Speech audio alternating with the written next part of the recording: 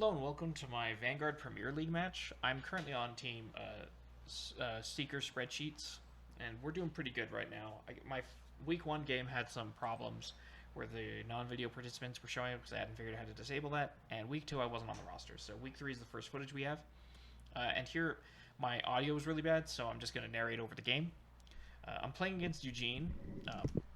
I don't know for sure that he's playing Eugene until he discards his first card, but there it is.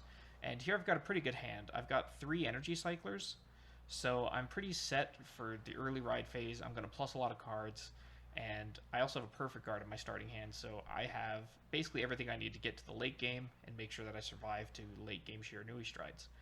Here I discard a cycler and ride the Crestmaker, and that's going to net me a total of 3 cards, which puts me really far ahead in the grind game against Eugene.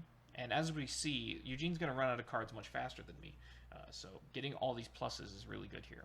And here I call a Shiranui boost and attack. I'm a big fan of using Shiranui skill whenever you can, even on small attacks like this, because you need that soul for the restands later. So just anytime the skill is active, you should call a Shiranui boost, in my opinion. Here my opponent takes it, and now he is going to ride up. And on this turn, I believe he doesn't pressure me that hard. He's using a soda tap for his energy counter, which I think I said something like nice or something to that effect.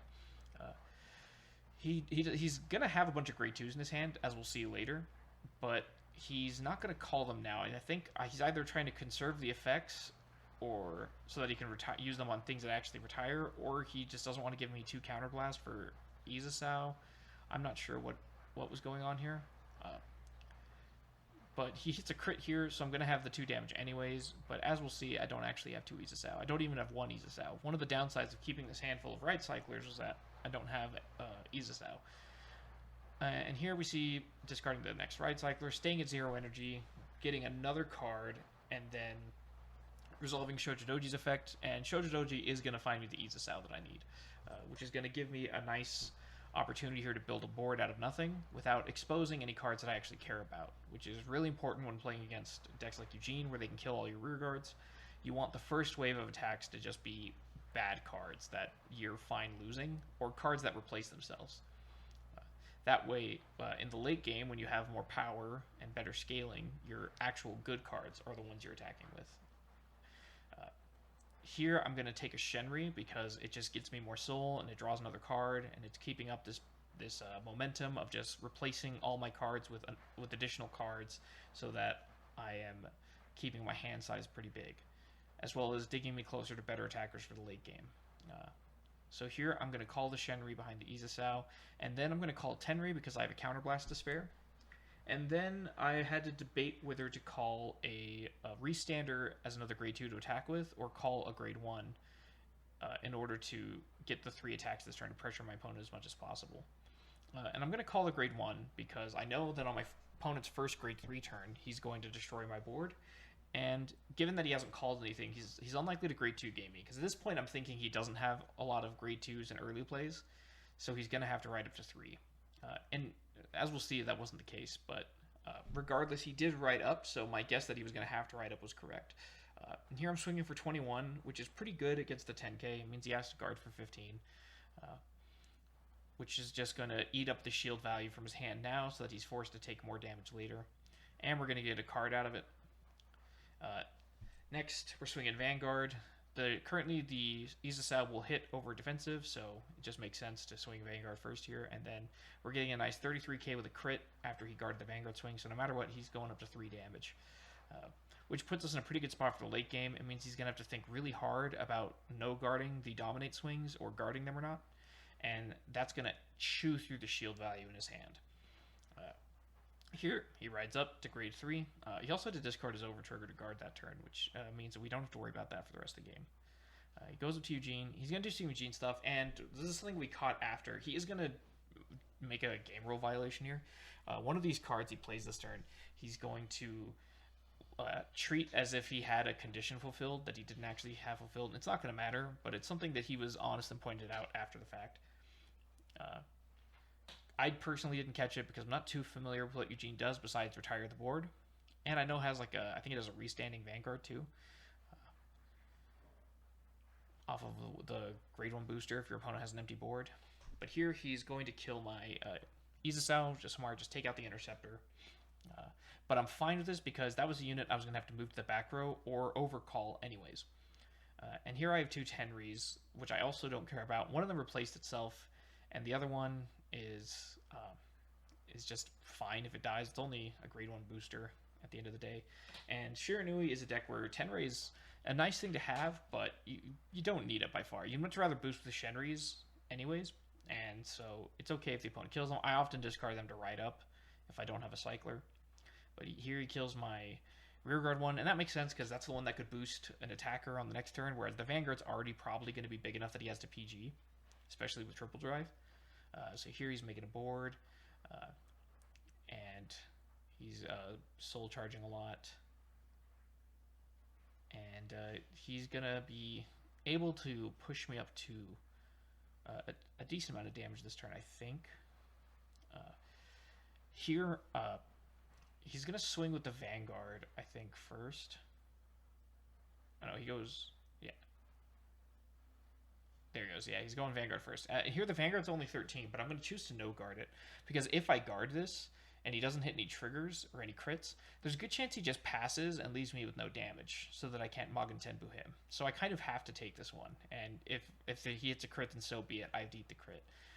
I hit a defensive here, and I go up to 20k, which is going to make guarding the rest of his turn pretty easy. Here I can guard for a mere 5k, and I'm going to show that I got the third Tenri, so I really didn't care about losing that other Tenri. And the fact that he didn't retire the one in the back row means that I can safely discard this one, because you only want to play one Tenri a turn usually anyways. Here he attacks, and I'm just going to guard the crit, and it's fine. I think that the extra power on that was the mistake we made. Here I'm going to discard my third Ride Cycler to go up to Shiranui, drawing yet another card, and I'm going to discard a Stealth Dragon Shiranui to Stride. So I'm drawing 2 cards before I've even started doing anything. Essentially, all my discard costs have been free this game. Here he's left me a board, so I get a nice juicy Dominate, and I'm going to dominate the card that I don't want him to intercept with. I want him to intercept the card that has an axe skill because it's reusable. So I'm dominating the other one and incentivizing him to block with the grade 2 that I actually want dead.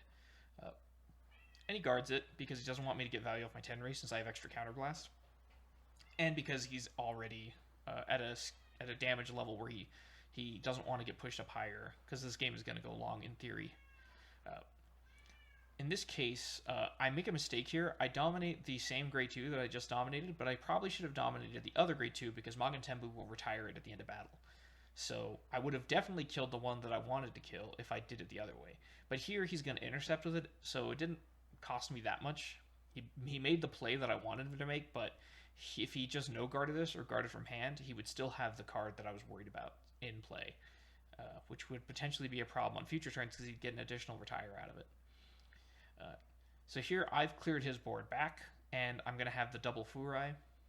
So now I have basically the best board state possible. The only way this could be better is if I had 2 Shenri to boost these with. But I've already used 3 of them this game, I think, so that wasn't going to happen. So here we're coming in for a nice 25, which is just enough that he can't guard with a draw trigger or anything like that. He's going to have to think long and hard about whether he wants to no-guard these. And I stopped myself before going to battle. I remember that I almost started declaring attacks before remembering I had to search for an Oboro for the next turn. It would have been really embarrassing if I couldn't go into Mukro because I forgot to do that. So here's a 25. He has to guard for 15 or he has to no-guard this. I personally would probably have no-guarded this one just to see if I could hit a defensive. And I probably would have no-guarded one of the Dominate swings, to be honest. Here, he takes this swing, which makes sense. And I get the full restand. Swinging the Vanguard. The Vanguard is huge right now. It's something like 46, I think. Or 41, I think. 28, 33...